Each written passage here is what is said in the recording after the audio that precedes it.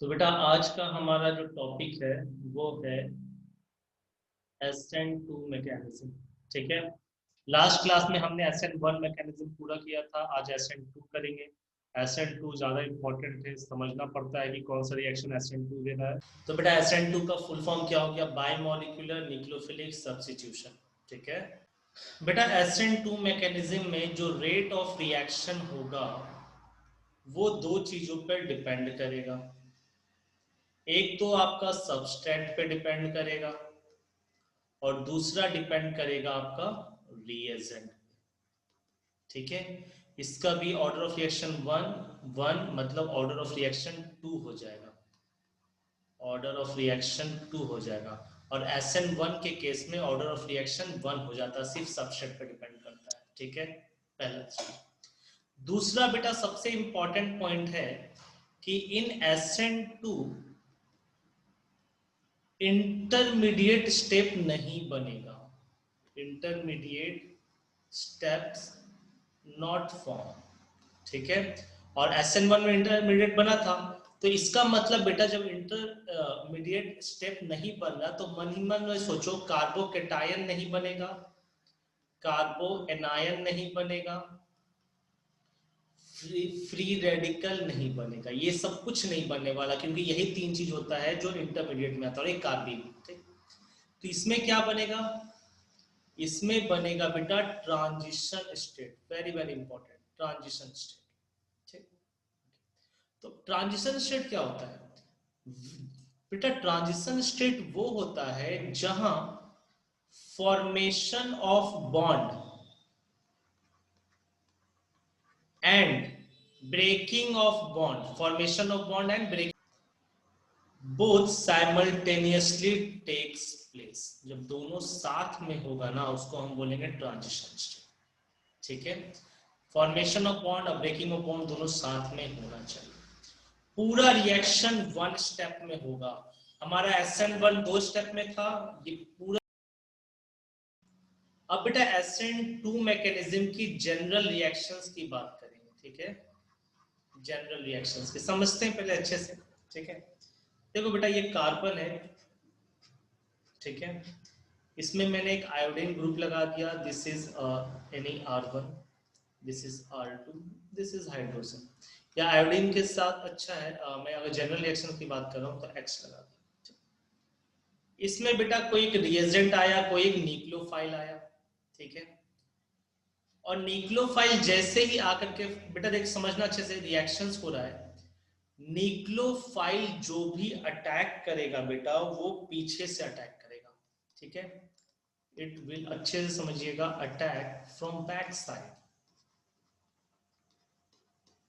From back side से attack करेगा। ठीक है, तो बेटा अब ये मैं आपको ट्रांजिशन स्टेट बता रहा हूं, समझिएगा।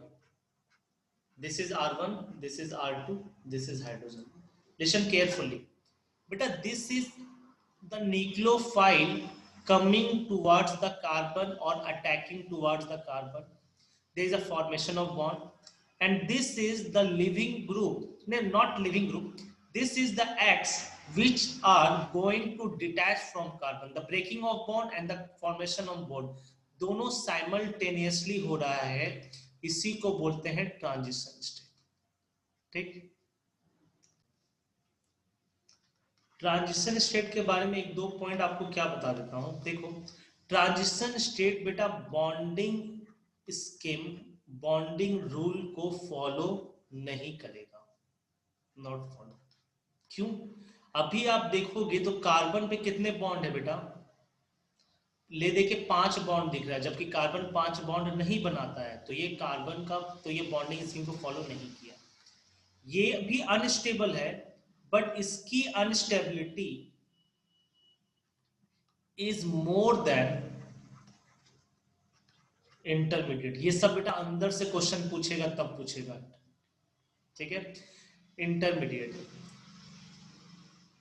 आपका इंटरमीडिएट भी कार्बोकेटायन कार्बोनाइन है, वो भी आपका प्रोडक्ट नहीं है, बीच का है। ट्रांजिशन स्टेट भी बीच का है, लेकिन ट्रांजिशन स्टेट की अनस्टेबिलिटी ज्यादा होती है, वो ज्यादा अनस्टेबल। ये बात सबको समझ में आ रहा है? बेटा ये सारी कहानी एक स्टेप में हो रही है। अब हम प्रोडक्ट बना रहे हैं, तो C के साथ ये हो जाएगा R1, ये R2, ये हाइड्रोजन, और इधर आ गया न्यूक्लियोफाइल। ठीक है, तो ये जो प्रोडक्ट बना है ये इन्वर्जन प्रोडक्ट बनेगा। कैसा बनेगा? इन्वर्जन प्रोडक्ट बनेगा। मतलब सारा ग्रुप को वापस देखो, यहाँ पर R1 R2H लेफ्ट साइड में है, यहाँ पर राइट साइड में हो गया, तो इसको हम बोलते हैं इन्वर्जन प्रोडक्ट। ठीक है बेटा, कार्बोकेटायन के केस में जो कार्बोकेटायन था वो ट्रायंगुलर प्लेनर था। यहां पर जो ट्रांजिशन स्टेट होगा एक तरह का होगा ट्रायंगुलर बाई पिरामिडल। मैं ये नहीं बोल रहा हूं कि इसका हाइब्रिडाइजेशन sp3d है, नो, बट जो शेप बना रहा है वो ट्रायंगुलर बाई पिरामिडल बना रहा है। ये सबको समझ में आ रही है? रिएक्टेंट आपका टेट्राहेड्रल, प्रोडक्ट आपका टेट्राहेड्रल, और ट्रांजिशन स्टेट आपका ट्रायंगुलर बाई पिरामिडल। ओके, देखो बेटा, अगर हम एग्जाम्पल की बात कर रहे हैं तो एक कार्बन है, ठीक है, इसके साथ एक हाइड्रोजन लगा देता हूं मैं, इसके साथ एक डिटोरियम लगा देता हूं वेज और डैश में, और इसके साथ एक मिथाइल ग्रुप लगा देता हूं। ठीक है, और यहाँ पर एक आयोडीन लगा देता हूँ। ठीक, इसको मैंने रिएक्ट किया OH minus nucleophile. Transition state में क्या बनेगा वो आपको खुद समझना होगा। ठीक है, ओके, ये I माइनस डिटैच हो रहा है, OH माइनस जोड़ रहा है। देखो बेटा, और एक चीज, सब देखो छोटी छोटी बातें, ये माइनस है बट यहाँ डेल माइनस, ये डेल माइनस, क्योंकि पूरी तरह डिटैच नहीं हुआ है। ठीक है, एक में हाइड्रोजन, एक में डिटोरियम, एक में CH3, ये ट्रांजिशन स्टेट है, TS लिख रहा हूँ। ठीक, उसके बाद अब आपको प्रोडक्ट जो बनेगा, ठीक है, देखिए कार्बन में उल्टा साइड से OH आएगा। ठीक है, ओके, और जो वेज में था वो वेज में D रहेगा, जो डार्क में CH3 था वो CH3 रहेगा, और ये हाइड्रोजन रहेगा। ठीक है, लिख सकते हैं वही इन्वर्जन कॉन्फ़िगरेशन या इन्वर्जन प्रोडक्ट। ओके बेटा, देखो बहुत जगह है ना इन्वर्जन प्रोडक्ट को क्या बोला जाता है, लिख देता हूँ ब्रैकेट में, वाल्डन, वाल्डन इन्वर्जन। तो कहीं कहीं वाल्डन इन्वर्जन प्रोडक्ट लिखा जाएगा, तो उसका मतलब सेम है, इन्वर्जन प्रोडक्ट या वाल्डन इन्वर्जन। ट्रांजिशन स्टेट में वेज और डैश दिख रहा है क्योंकि ये sp3 हाइब्रिडाइजेशन है, आउट ऑफ द प्लेन है। ठीक है, लेकिन सॉरी, रिएक्टेंट में और प्रोडक्ट में sp3 हाइब्रिडाइजेशन है, out of the plane, invert the plane है, इसलिए वेज और डैश में बॉन्ड दिख रहा है। बट ट्रांजिशन स्टेट बेटा ट्रायंगुलर बाई पिरामिडल होता है, इसलिए अब आपको पता था ट्रायंगुलर बाई पिरामिडल में जो इक्विटोरियल होता था वो सेम लेंथ का छोटा होता था और एक्सियल बड़ा होता था। तो ये दोनों लेंथ बड़ा हो गया एक्सियल, और 3 ये हो गया है इक्विटोरियल पे। तो आपसे अगर क्वेश्चन पूछा गया कि ट्रांजिशन स्टेट में बताइए एक्सियल पर कौन सा बॉन्ड है, तो एक्सियल पर बेटा OH माइनस है एंड I माइनस है, इक्विटोरियल पे हाइड्रोजन, डिटोरियम और CH3 है। ये सबको समझ में आ रहा है? सेम रिएक्शंस की हम कैरेक्टरिस्टिक लिख सकते हैं, रेट इक्वल टू, यहाँ पर उसी रिएक्शंस की बात कर रहे हैं, तो CHD CH3I, और यहाँ है OH माइनस। रेट आपके रिएक्टेंट सबस्ट्रेट और न्यूक्लियोफाइल दोनों पे डिपेंड किया है। ठीक है, इसकी मैं ऑर्डर की अगर बात करूं, ऑर्डर ऑफ रिएक्शंस या मॉलिक्यूलरिटी ऑफ रिएक्शंस, ये दोनों का दोनों 2 होगा। अब हम बात करेंगे एसिड, बेटा यहाँ पर हम बात करने वाले हैं rate affected to SN2 mechanism. पहला क्या है, देखो बेटा, CH3 की आपकी ज्यादा होगी रेट 1 डिग्री कार्बन से, 1 डिग्री की ज्यादा होगी 2 डिग्री से, 2 डिग्री, 3 डिग्री बहुत ही रेयर SN2 मैकेनिज्म देता है। ठीक है, सबसे ज्यादा देगा CH3, then 1 degree, then 2 degree, 3 degree rare देगा। आपको मैं बता रहा हूं 3 डिग्री क्यों नहीं होगा, आपका अगर OH माइनस है बेटा, तो अगर ये पीछे से अटैक करता तो तीनों बड़ा बड़ा ग्रुप को इधर मूव करना टफ हो जाता है, स्टेरिक हिंड्रेंस है। और दूसरे एक तो बड़ा ग्रुप है, मूव नहीं करेगा, और दूसरा OH माइनस को आने भी नहीं देगा।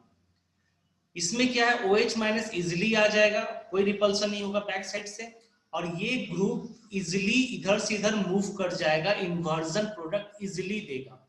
इसलिए हम बल्कि को नहीं लेते, 3 डिग्री को नहीं लेते। Clear everybody?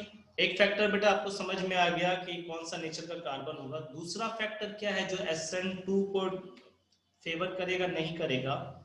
बेटा देखो, जो न्यूक्लियोफाइल, एक मतलब एक ट्रिक बता रहा हूं या फिर थोड़ा सा समझने की कोशिश करो, जो न्यूक्लियोफाइल एनायन के फॉर्म में होगा, जो न्यूक्लियोफाइल एनायन के फॉर्म में होगा, जैसे OH माइनस, ठीक है, NH2 माइनस, जो न्यूक्लियोफाइल एनायन के फॉर्म में होगा, फेवर करेगा SN2 मैकेनिज्म। बात समझ में आ रहा है? जैसे कि मान ली कल हमने SN1 बताया था, तो H2O बताया था, तो H2O का लोन पेयर आया, यहाँ से H प्लस निकला, बना तो ये भी अल्कोहल, लेकिन इसमें माइनस चार्ज नहीं था। तो जो माइनस चार्ज वाला होगा ना न्यूक्लियोफाइल, वो SN2 को फेवर करेगा। थर्ड बेटा समझते क्या, हमने कल सॉल्वेंट के बारे में बात किया था बेटा, जो पोलर एप्रोटिक सॉल्वेंट होगा, पोलर एप्रोटिक सॉल्वेंट होगा, वो आपको SN2 मैकेनिज्म फॉलो करेगा। तो कल मैंने बताया था पोलर एप्रोटिक सॉल्वेंट, वो सारा जहां आपको दिख गया ना, पोलर एप्रोटिक DMS वगैरह, एसीटोन वगैरह, ये सारा का सारा बेटा SN2 मैकेनिज्म शो करेगा। जैसे मैंने फ्रैंक लेस्टिन रिएक्शन पढ़ाया था, उसमें एसीटोन डाला था, तो वो भी आपका SN2 हो गया। अब कुछ रिएक्शंस आगे पढ़ेंगे, कुछ हमने पढ़ रखा है। तो जो भी पोलर एप्रोटिक सॉल्वेंट होगा वो SN2 मैकेनिज्म देगा। अब बेटा मैं ये बता रहा हूं कि कौन SN2 मैकेनिज्म देगा ही नहीं देगा, कभी देगा ही नहीं, कौन सा SN2 नहीं देगा, ठीक है? Which compound does not give SN2 mechanism? जैसे बेटा हेलो अरीन्स, जितने भी हेलो अरीन्स होंगे, ठीक है, हेलो अरीन समझ में आ रहा है, बेंजीन के साथ डायरेक्टली हैलोजन का लगना, ठीक है, तो जितने भी हेलो अरीन्स होंगे वो आपको SN2 मैकेनिज्म नहीं देगा। समझ में आ रहा है सबको मैकेनिज्म? तो बेटा कौन सा SN2 मैकेनिज्म नहीं दे रहा? तो हेलो अरीन्स नहीं देंगे। क्यों? जब हेलो अरीन्स का हम रेजोनेंस स्टेबलाइज करेंगे ना, तो इसका जो बॉन्ड ऑर्डर होगा वो 1 से ज्यादा 2 से कम होगा, ठीक? तो ये X को तोड़ना, मतलब X मतलब breaking of bond is very very tough, very tough. क्यों? क्योंकि आपको तोड़ना था इसको, और जब ये 1 बॉन्ड से ज्यादा हो गया, 2 बॉन्ड से कम हो गया, तब ये तोड़ना आसान नहीं है। इसलिए जब ये टूटेगा भी नहीं तो आके दूसरा जुड़ेगा भी नहीं, तो इसलिए SN2 मैकेनिज्म ये फॉलो नहीं करेगा। Everybody clear? Yes no? अगर बेटा आपका वो क्लियर है तो आप ये बता सकते हो ये भी SN2 देगा क्या? यस और नो? ये SN2 देगा? Yes no? तो बेटा ये भी आपका विनाइलिक कार्बन का जो क्लोरीन लगा हुआ है, ये भी आपका SN2 नहीं देगा। Same reason.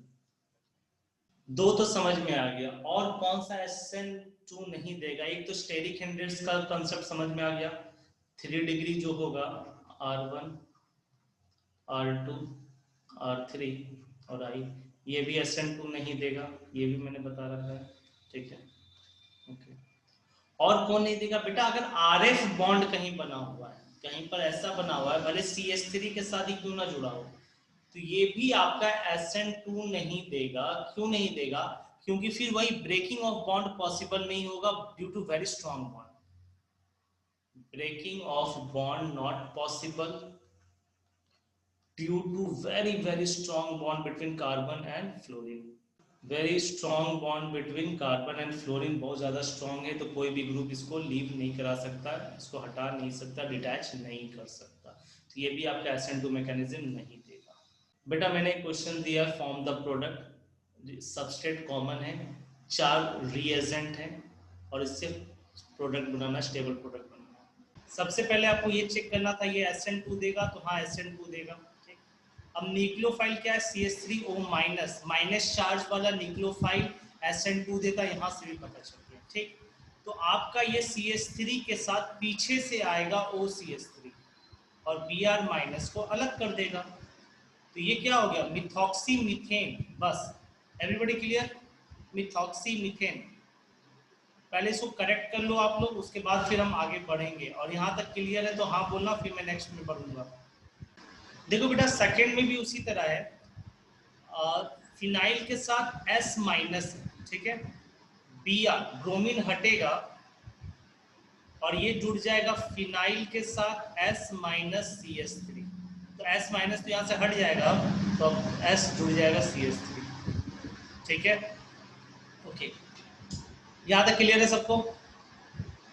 बट यहाँ पर मैंने एक क्वेश्चन पूछूंगा कि बताओ बेटा, मैंने तो आपको पहले बताया था कि जो चार्ज ये, अच्छा ये S माइनस है, ये रेजोनेंस में आएगा या नहीं आएगा? ये माइनस चार्ज रेजोनेंस में इसलिए नहीं आएगा क्योंकि सल्फर बड़ा एटम है, जो नेगेटिव चार्ज है वो बड़े वाले ऑर्बिटल पर है, वो कार्बन के छोटे ऑर्बिटल से अच्छे से ओवरलैप नहीं करेगा, इसलिए माइनस चार्ज रेजोनेंस में नहीं आएगा। और ये बन गया स्ट्रॉन्ग न्यूक्लियोफाइल और पीछे से जाके अटैक करके Br माइनस को हटा देगा। ये सबको समझ में आ रहा है? थर्ड में बेटा देखो, अगर ये आप देखोगे तो ये अजाइड आयन है Na प्लस और N3 माइनस, N3 माइनस क्या करेगा, अटैक करेगा CH3 पे और Br माइनस अलग हो जाएगा। फोर्थ वाला बेटा K प्लस और Cn माइनस है, तो ये क्या बनाएगा, C triple bond N Cn minus और CH3, ये फोर्थ वाला है। यहाँ तक फोर्थ वाला सबको समझ में आया एवरीबॉडी? फिफ्थ देखो, K प्लस बहुत अच्छा मेटल है, ये पूरा इलेक्ट्रॉन Cn माइनस में C को दे दिया है और इस पे नेगेटिव चार्ज अच्छा से दे दिया, लेकिन Ag बहुत अच्छा मेटल नहीं है, तो इसमें कार्बन अटैक करने के जगह नाइट्रोजन अटैक करेगा। तो C देखो देखो क्या होता है, C ट्रिपल बॉन्ड माइनस होता है ना, यहाँ पर नाइट्रोजन अटैक करेगा और नाइट्रोजन पे चार्ज आ जाएगा पॉजिटिव। यहाँ बेटा नाइट्रोजन अटैक करने वाला है और नाइट्रोजन पे चार्ज आ जाएगा पॉजिटिव, सी का चार्ज एज इट इज बरकरार रहेगा। तो ये बहुत ही एक्सेप्शंस था, बहुत अलग सा क्वेश्चन था, 90% प्रोबेबिलिटी है इस क्वेश्चन के पूछे जाने की।